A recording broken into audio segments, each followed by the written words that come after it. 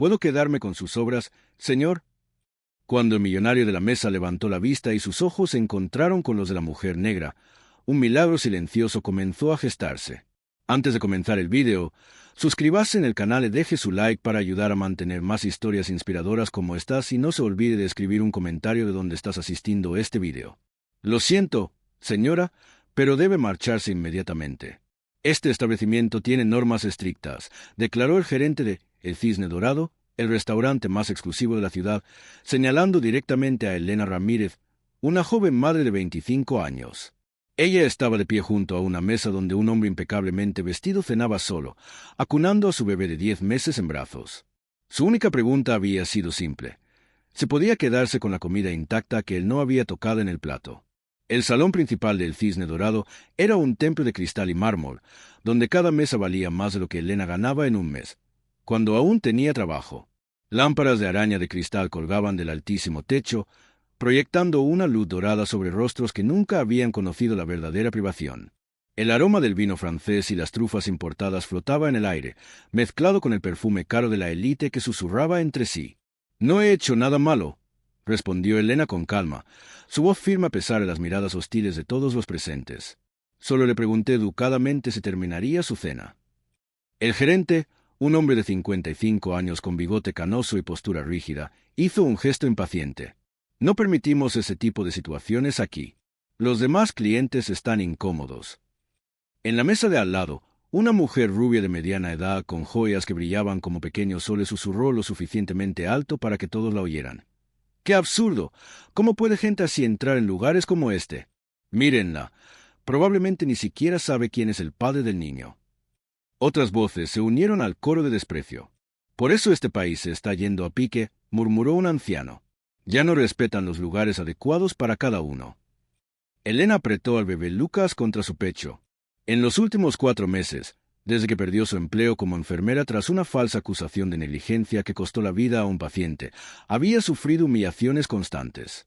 Pero algo era diferente en ese momento. Quizás era el hambre del pequeño Lucas, que lloraba en voz baja, o quizás era el hecho de que, por primera vez en semanas, alguien la había mirado como a un ser humano. El hombre sentado a la mesa permanecía en silencio, observando toda la escena con una expresión indescifrable. Fernando Ortiz, un empresario de 48 años y dueño de una de las mayores corporaciones del país, había perdido a su esposa y a su hija de 3 años en un accidente 4 años antes. Esa noche, como todas las demás en los últimos 2000 días, cenaba solo, tratando de llenar un vacío que sus $900 millones nunca podrían curar. Fernando conocía ese restaurante como la palma de su mano. Había cenado allí con su difunta esposa, Sofía, decenas de veces, siempre en la misma mesa, la 12, siempre pidiendo la misma botella de Burdeos de $1,800. Pero esa noche, por primera vez, veía el lugar a través de los ojos de alguien que no pertenecía a ese mundo. «¡Seguridad!», gritó el gerente, haciendo señas a 2 hombres corpulentos para que se acercaran. «Escorten a esta persona fuera». Discretamente, un murmullo de aprobación recorrió las mesas cercanas. Empezaron a aparecer teléfonos. Algunos clientes esperaban claramente capturar un momento incómodo para sus redes sociales. Elena no se movió. En cambio, miró directamente a los ojos de Fernando y repitió su pregunta original. «¿Puedo quedarme con sus obras, señor? Mi hijo lleva 2 días sin comer». La cruda honestidad de esas palabras cortó el aire como una navaja. Fernando vio algo familiar en los ojos de ella. No desesperación, sino una dignidad feroz que él reconocía. Era la misma mirada que tenía su difunta esposa cuando defendía causas justas en el hospital donde trabajaba como médica voluntaria. «¿2 días?», preguntó Fernando suavemente, ignorando por completo los guardias de seguridad que se acercaban. «2 días», confirmó Elena, sin mostrar vergüenza en su voz. «Simplemente perdí mi trabajo en el Hospital Central tras una acusación falsa. Desde entonces ha sido difícil». El gerente intervino bruscamente. «Señor Ortiz, lamento profundamente este inconveniente. Vamos a resolverlo de inmediato». En ese momento, mientras los guardias de seguridad se acercaban y los demás clientes murmuraban comentarios prejuiciosos, algo inesperado estaba a punto de suceder. Fernando no lo sabía, pero esa simple pregunta desencadenaría una serie de acontecimientos que no solo cambiarían la vida de Elena para siempre, sino que también pondrían al descubierto la verdadera cara de aquellos que se escondían tras fachadas respetables. Lo que nadie allí podía imaginar era que Elena no era solo una madre desesperada. Ella había sido una de las enfermeras más competentes del Hospital Central, con formación en 2 universidades y fluidez en 3 idiomas. Su caída había sido orquestada por alguien que ahora estaba sentado a solo 3 mesas de distancia, observando la escena con una discreta sonrisa de satisfacción. La doctora Viviana Castro, jefa del Departamento de Cardiología del Hospital Central, saboreaba su postre de $120 mientras observaba la humillación de la mujer que se había atrevido a cuestionar sus métodos cuestionables. Lo que ella no sabía era que Elena había guardado cada conversación, cada documento, cada prueba de la corrupción que había costado vidas inocentes. Si te está gustando esta historia de justicia y superación, no olvides suscribirte al canal para descubrir cómo una simple pregunta sobre las sobras de comida se convertiría en la revelación más impactante que jamás haya presenciado ese exclusivo restaurante. Los guardias de seguridad se detuvieron a pocos metros de distancia cuando Fernando Ortiz levantó lentamente la mano. El poder silencioso que emanaba de ese gesto hizo que toda la tensión en el restaurante aumentara exponencialmente. «Hospital Central», repitió Fernando con una voz que cortó el silencio como una cuchilla afilada. «¿Has dicho Hospital Central?» Elena asintió, observando el sutil cambio en la expresión del empresario. «Trabajé allí durante 5 años como enfermera especializada en cuidados intensivos cardíacos hasta hace 4 meses. En la mesa de al lado, la doctora Viviana Castro casi se atraganta con su vino de $350. Sus ojos se abrieron como platos durante una fracción de segundo antes de recomponer su máscara de superioridad. Ella no esperaba que se mencionara el nombre del hospital, y mucho menos delante de Fernando Ortiz, quien había donado millones de dólares a la unidad de cardiología el año anterior. «¡Qué coincidencia tan interesante!», murmuró Fernando, con la mirada alternando ahora entre Elena y la mesa donde la doctora Viviana Castro intentaba desesperadamente esconderse detrás de la carta de postres. El gerente, al darse cuenta de que la situación se estaba descontrolando, intentó intervenir de nuevo. «Señor Ortiz, lamento mucho esta situación. Vamos a resolver esto discretamente». «¡Silencio!», ordenó Fernando sin siquiera mirar al hombre. Su atención estaba totalmente centrada en Elena. «Cuénteme exactamente lo que pasó en el hospital». Elena respiró hondo, sintiendo el peso de todas las miradas sobre ella. «Una paciente de 70 años murió durante mi turno. La doctora Viviana Castro alegó que le administré la medicación equivocada, pero yo tenía todas las recetas correctas. Seguí todos los protocolos. Cuando cuestioné su procedimiento».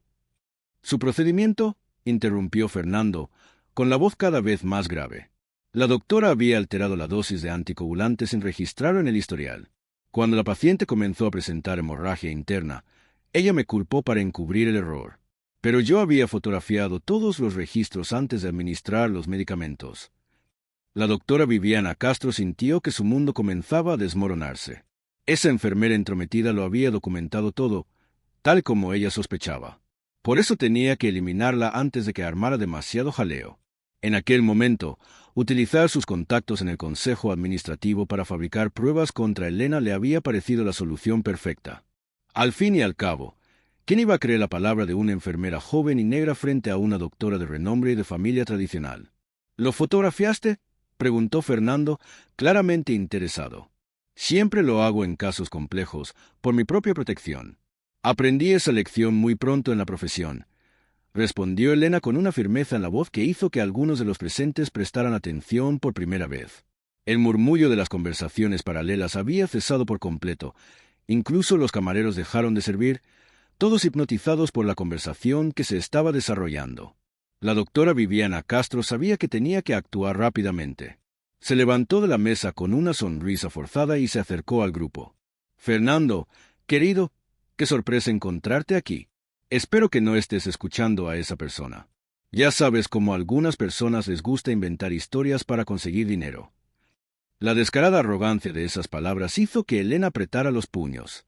Era exactamente así como la doctora Castro se había dirigido a ella durante la audiencia disciplinaria, con ese tono condescendiente que convertía cada palabra en una humillación calculada.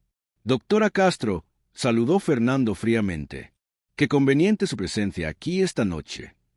«Oh, solo celebrando otro día salvando vidas», respondió ella con una sonrisa perfecta, ignorando por completo a Elena.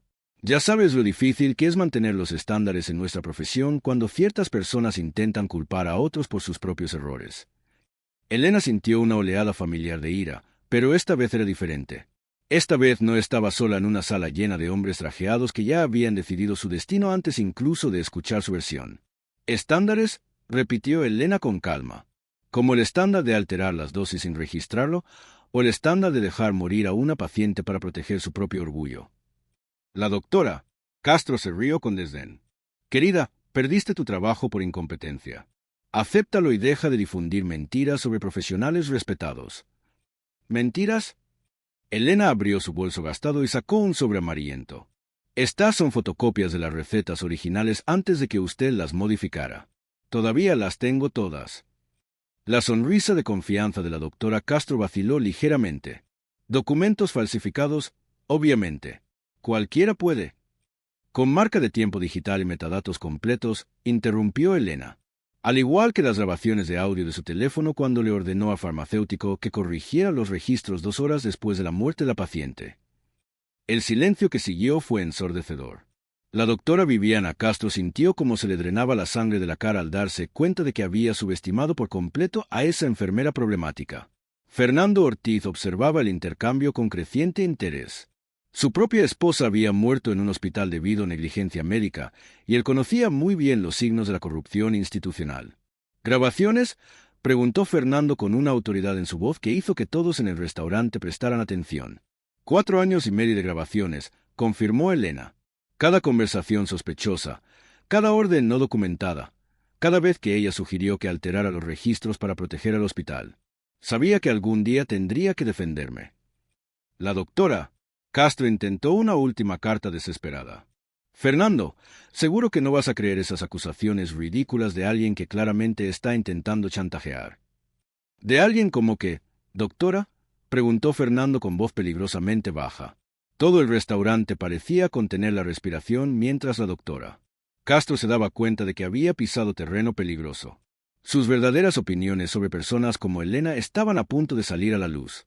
Cada nueva humillación solo fortalecía algo dentro de Elena que sus opresores no podían ver, una fuerza silenciosa alimentada por la misma injusticia que intentaban imponer. Lo que esas personas privilegiadas no sabían era que cada acto de desprecio estaba escribiendo su propia sentencia de derrota. Por un momento, cuando la doctora Castro dudó ante la pregunta de Fernando, todos pensaron que habían presenciado el final de la discusión. Pero quien conoce la verdadera fuerza sabe que ella crece precisamente en el silencio que precede a la tormenta. El desesperado intento de la doctora Castro de desacreditar a Elena se vio interrumpido cuando Fernando Ortiz se levantó lentamente de su mesa. El poder silencioso que emanaba de él hizo que todo el restaurante se paralizara. «Doctora Castro», dijo Fernando con una voz tan cortante como el hielo, «qué interesante encontrarla aquí precisamente esta noche, especialmente teniendo en cuenta nuestra conversación de ayer sobre la auditoría financiera de la unidad de cardiología». El rostro de la doctora Castro palideció visiblemente. «Fernando, yo no entiendo la relevancia». «¿No lo entiende?» Fernando caminó lentamente hacia el grupo. «Quizás debería explicar por qué millones de dólares en equipos médicos que mi fundación donó el año pasado simplemente desaparecieron de los registros del hospital». Elena observaba la escena con creciente comprensión. Fernando Ortiz no era un empresario cualquiera. Era el mayor donante individual del Hospital Central en los últimos 6 años, y ahora estaba claro que la doctora Castro tenía muchos más secretos además de la muerte de la paciente. «Esto es ridículo», intentó mantener la compostura la doctora Castro. «Todo el equipo está debidamente catalogado y...» «Mentira», interrumpió Elena con calma. 3 tomógrafos, 2 aparatos de ultrasonido y un sistema completo de monitorización cardíaca fueron vendidos a clínicas privadas. Tengo los documentos de la transferencia, incluida su firma autorizando las ventas no documentadas. El silencio que siguió fue absoluto. La doctora Castro sintió que el mundo se derrumbaba a su alrededor al darse cuenta de que había subestimado por completo el alcance de las pruebas que Elena tenía en su poder. «¿Cómo has?», susurró la doctora Castro, con su arrogancia finalmente dando paso al pánico. 5 años trabajando como enfermera responsable del inventario me dieron acceso a mucha documentación, respondió Elena. Y cuando empecé a darme cuenta de las irregularidades, decidí documentarlo todo. Cada equipo perdido, cada medicamento desviado, cada muerte que podría haberse evitado si no se hubieran robado los recursos. Fernando cruzó los brazos y su expresión se endureció. «¿Cuántos casos tenemos, Elena?» 18 pacientes muertos por falta de equipos adecuados, 35 casos de complicaciones graves debido a medicamentos caducados que deberían haber sido sustituidos, y aproximadamente $5 millones en equipos y suministros desviados a lo largo de 4 años. El gerente del restaurante, que había observado toda la escena en estado de shock, discretamente ordenó a sus guardias de seguridad que se mantuvieran alejados. Estaba claro que algo mucho más grande se estaba gestando. La doctora Castro intentó una última carta desesperada. Incluso si esas acusaciones absurdas fueran ciertas, no tienes cómo probar nada. Es tu palabra contra la mía, y todos saben que Historia preferirá creer el consejo administrativo. Elena sonrió por primera vez en toda la noche, una sonrisa que hizo retroceder un paso a la doctora. Castro, doctora, está dando por sentado que he trabajado sola todos estos años. ¿De qué está hablando?, preguntó la doctora. Castro, con la voz traicionándole por el miedo creciente. El doctor Mario Gómez, jefe de la UCI, la enfermera Julia Solís, supervisora del turno de noche, el farmacéutico Ricardo Blanco, el técnico de equipos médicos Carlos Vargas, enumeró Elena con calma. Todos ellos documentaron sus propias pruebas. Todos estaban esperando el momento adecuado para actuar. Fernando observó la revelación con creciente admiración, una red de denunciantes internos. Cada uno de nosotros fue acosado, trasladado, despedido cuando empezamos a hacer preguntas, continuó Elena. Pero la doctora cometió un error fatal al elegirme como chivo expiatorio. Yo era la única que tenía acceso a los registros centralizados de toda la operación. La doctora Castro sintió que le temblaban las piernas. No pueden, el consejo nunca. ¿El consejo? Elena se rió suavemente. Doctora, ¿de verdad cree que hemos pasado 4 años recopilando pruebas para presentarlas ante el mismo consejo que permitió que todo esto sucediera? La pregunta flotó en el aire como una sentencia de muerte.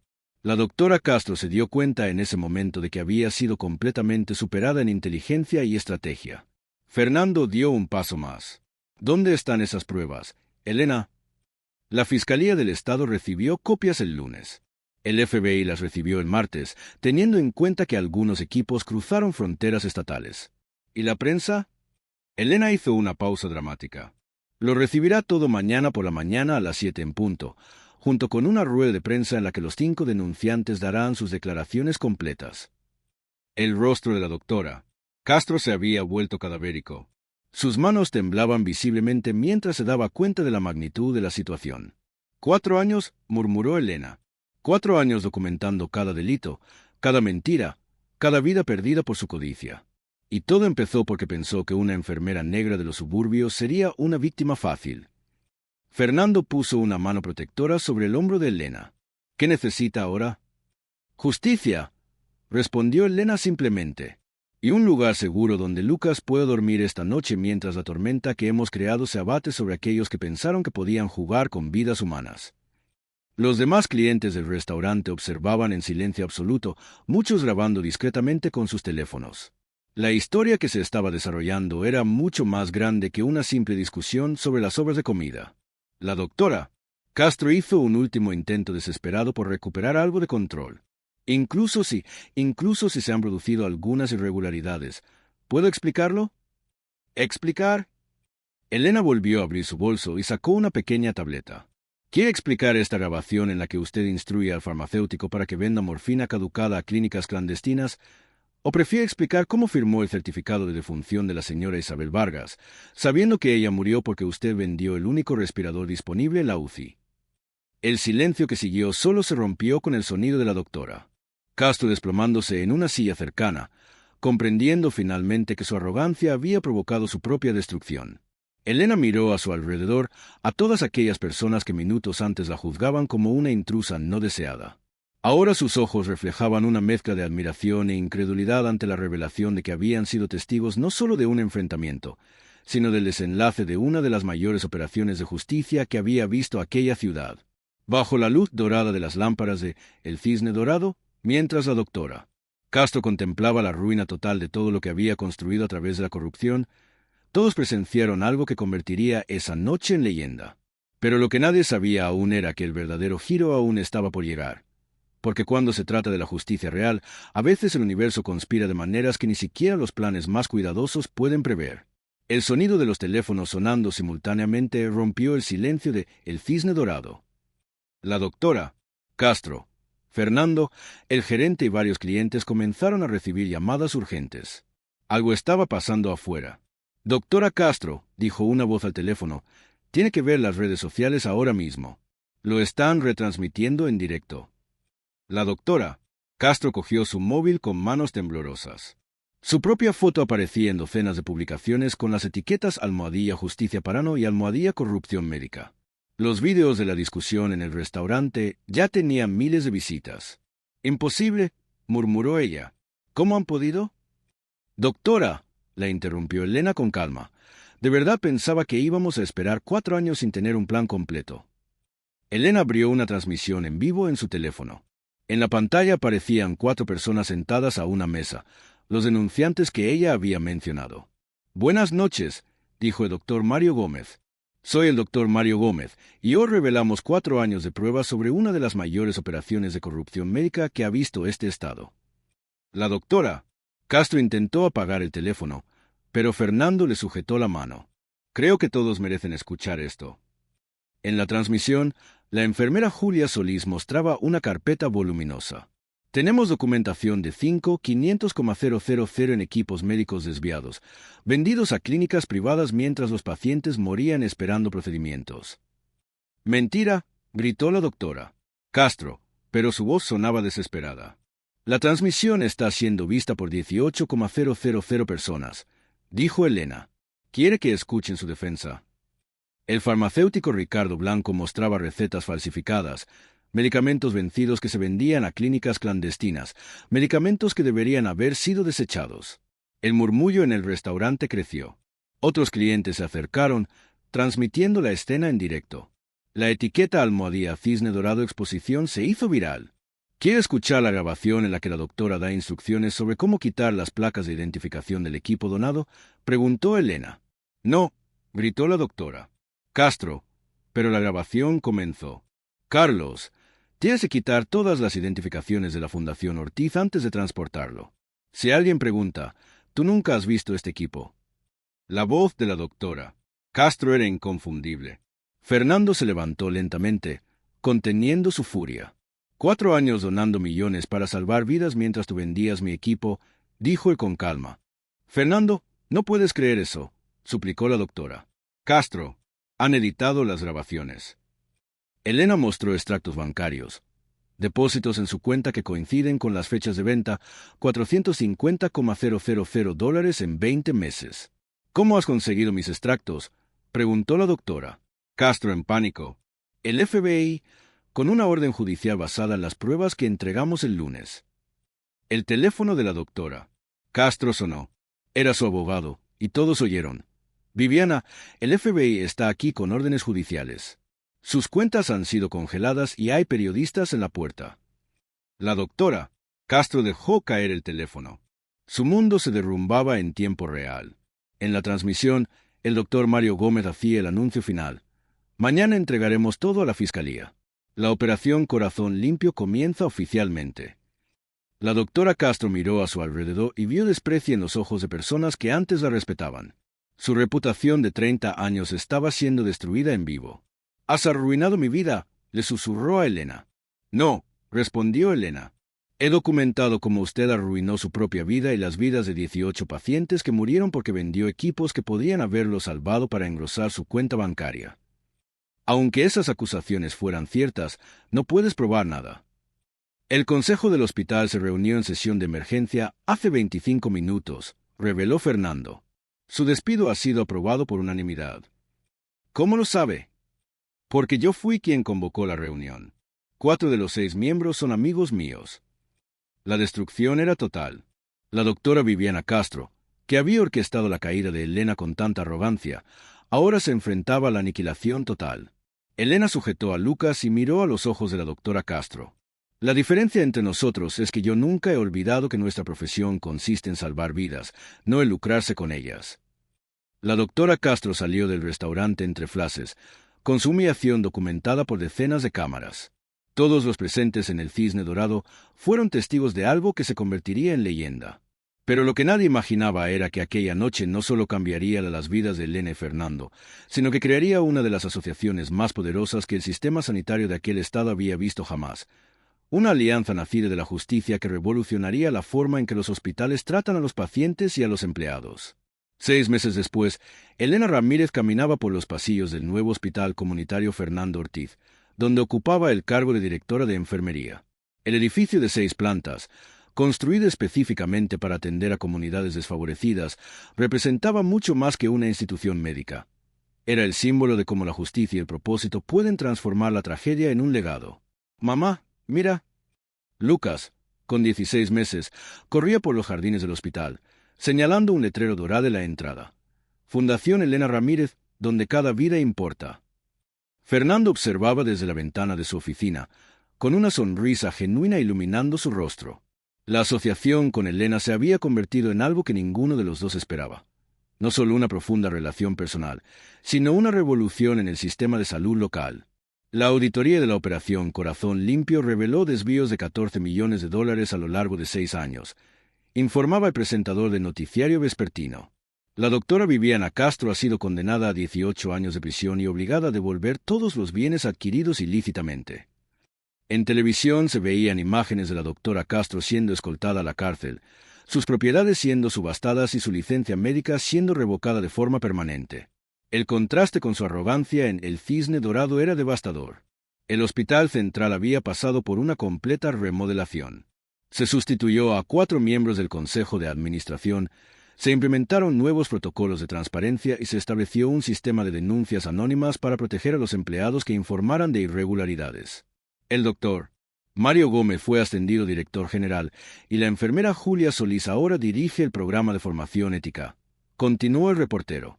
El hospital también ha creado el programa Elena Ramírez, que ofrece becas completas a estudiantes de enfermería de comunidades desfavorecidas. Elena cerró los ojos y recordó la noche en el restaurante.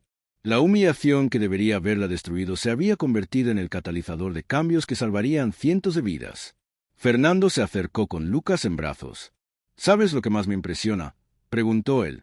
«Podrías haber usado las pruebas solo para vengarte, pero elegiste algo más grande». «La venganza solo habría destruido a una persona», respondió Elena. «La justicia transformó todo un sistema». El teléfono de Elena sonó. Era el doctor Mario Gómez. «Elena, acabamos de recibir la aprobación para ampliar el programa a 7 estados. Tu historia ha inspirado a donantes de todo el país». Esa misma tarde se celebró una ceremonia en el auditorio del Hospital Comunitario Fernando Ortiz. Elena fue reconocida oficialmente como Defensora de la Ética Médica del Año por la Asociación Nacional de Hospitales. «Hace un año era una enfermera desempleada que pedía sobras de comida para alimentar a mi hijo», dijo Elena al micrófono, con su voz resonando ante un público de 600 personas. «Hoy represento la voz de todos los profesionales que se niegan a aceptar que la corrupción sea algo normal». El público se puso en pie y ovacionó durante 4 minutos. Entre los asistentes se encontraban médicos, enfermeras y administradores hospitalarios de todo el estado, muchos de ellos con lágrimas en los ojos. La doctora Castro, desde la prisión donde cumplía su condena, se enteró de la ceremonia por la televisión de la sala común. A sus 65 años, sin dinero, sin prestigio y sin futuro profesional, ella finalmente comprendía la magnitud de todo lo que había perdido al subestimar a una enfermera problemática. «Mi historia no es una historia de venganza», continuó Elena en su discurso. «Se trata de lo que sucede cuando la gente común se niega a aceptar las injusticias como algo normal. Cada documento que fotografié, cada conversación que grabé, cada noche que pasé despierta organizando pruebas, todo ello fue por cada paciente que merecía los equipos que le fueron robados, por cada familia que perdió a alguien por negligencia, por cada profesional que fue silenciado».